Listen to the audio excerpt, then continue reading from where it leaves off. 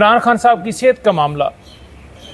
یا بشرا be be کی صحت کا معاملہ کسی شخص کی صحت کا معاملہ ارجنٹ نوعیت کا ہوتا ہے۔ پہلے بھی انہوں نے یہ کیا کہ عمران خان صاحب کو جب شفٹ کیا گیا فیملی تک کو اطلاع نہیں دی گئی، حالانکہ رول 795 کہتا ہے کہ فیملی کو بتانا مقصود ہے۔ عمران خان کی ہیلتھ کے اوپر اتنی غفلت برتی گئی کہ آج آپ دیکھ لیں کہ ہم سپریم کورٹ ہو، ہائی کورٹ ہو، احتجاج ہو، کے پی ہاؤس کے سامنے، پارلیمنٹ کے سامنے، جس جگہ پر آپ نے دیکھا،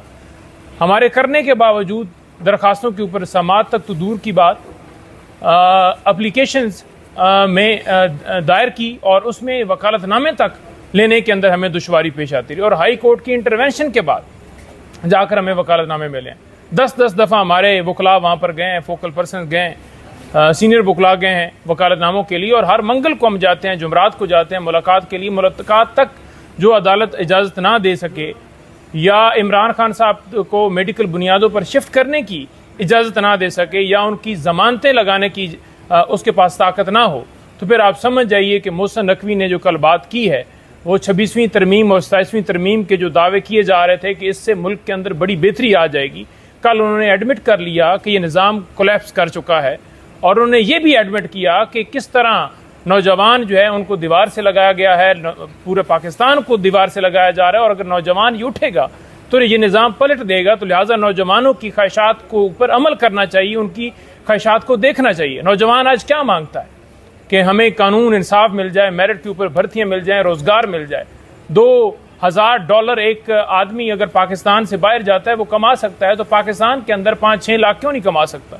یہاں عام آدمی کی تنخواہ 30,000 40,000 50,000، وہ بھی پہلے تو ملتی نہیں نوکری، اور اگر مل جائے تو اتنی ہے، اس سے گزارا ہو جاتا ہے۔ آج بجلی کے بل دیکھ لیں، آج آپ دیکھ لیں کہ کس طرح آٹے کا ریٹ ہے، 3,000 سے آپ کسان سے نہیں لیتے، اور عام آدمی کو جب خریدنا پڑتا ہے تو وہ 6,000 سے بھی نہیں ملتا۔ سمگلنگ کون کرتا ہے؟ کس نے کی ہے؟ کیوں نہیں انڈیپینڈنٹ تحقیقات کرائی جا رہی جو 11 کمپنیوں کو آپ نے ٹھیکہ دیا؟ اس کے پیچھے کون ہے؟ محسن نقوی صاحب کا خود نام آیا، ان کی اہلیہ کا نام آیا، دبئی لیز کے اندر کیوں نہیں کارروائی ہوئی؟ محسن نقوی اپنے سے احتساب کریں، کیا کوالیفیکیشن ہے آپ کی؟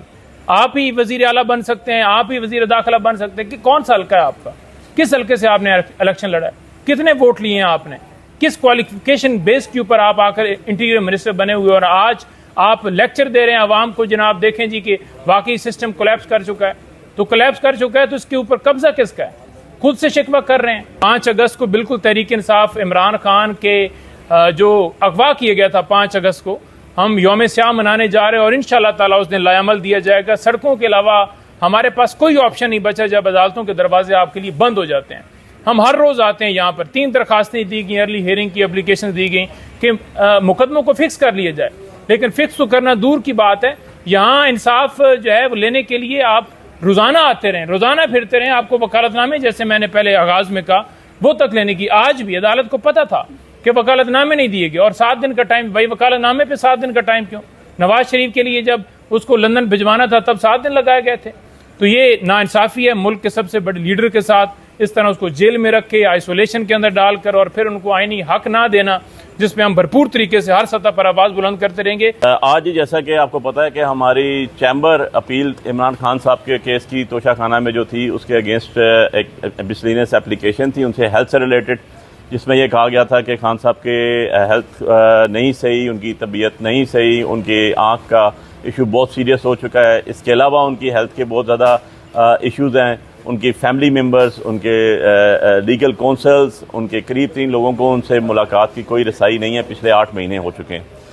یہ پٹیشن ایک ہماری پینڈنگ تھی جو رجسٹرار سپریم کورٹ نے جس پہ آبجیکشن لگایا ہوا تھا۔